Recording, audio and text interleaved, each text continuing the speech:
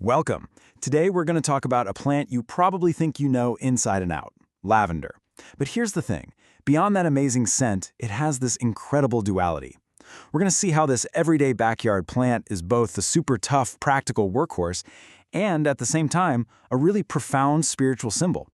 And this quote, it just nails it, doesn't it? It perfectly captures those two sides of lavender. It's a plant that works hard for us in the garden, but it also carries this really deep symbolic meaning. So let's dive into how it manages to balance both of those worlds so beautifully. All right, so here they are side by side. On one hand, you've got this hard-working herb that actually thrives where other plants just give up. And on the other hand, you have a flower that stands for things like peace and healing. As we go through this, you'll see it's that practical toughness that gives its spiritual side so much power. So first up, let's look at its practical side. We're going to see how its sheer resilience makes it a true blessing for any garden. I mean, it doesn't matter if you're a beginner or a pro. Okay, just look at this list for a second. Hot summers, dry air, these are the very things that make other plants just wither away and die. But lavender, it doesn't just put up with them, it thrives in them. This is really the foundation of its whole reputation for being so incredibly resilient.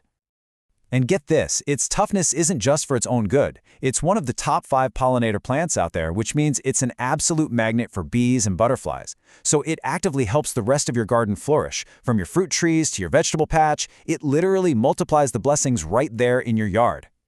So while it's inviting all the good guys in, it's also putting up a defense against pests. That beautiful smell that we all love?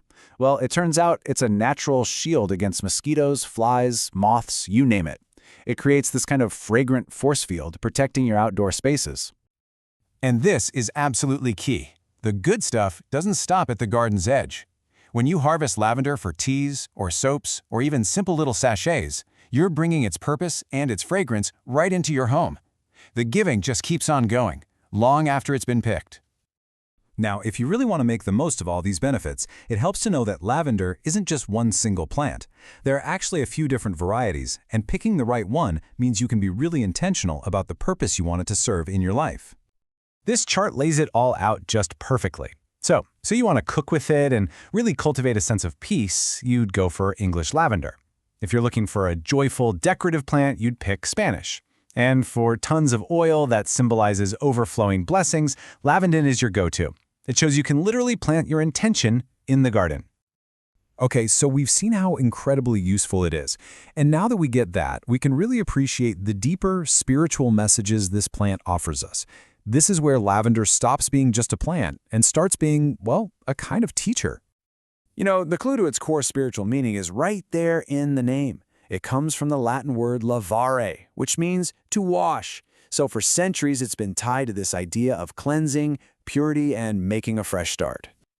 And that idea of peace, that's probably what lavender is most famous for, right? Planting it is like a living, breathing reminder that we can actually cultivate calm and order in our lives, even when everything around us feels chaotic.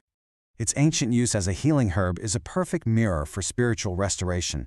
It's like this fragrant whisper that our past hurts don't have to define our future, and that healing is a totally natural process. And this connects to the idea of praise or gratitude. I mean, think about it. Just as that scent rises so effortlessly from the soil, lavender reminds us that gratitude can be a natural, beautiful part of our lives, growing right out of our own experiences. So it all comes back to this one core idea. Lavender is not some delicate, fragile flower. It's tough, it's faithful, it shows up, even in the hard places. It really embodies this generous spirit, always giving more than it takes. So, what does this all mean for us? You know, what are the big takeaways we can bring from the garden into our own lives? Let's frame them as lessons that the plant itself teaches us.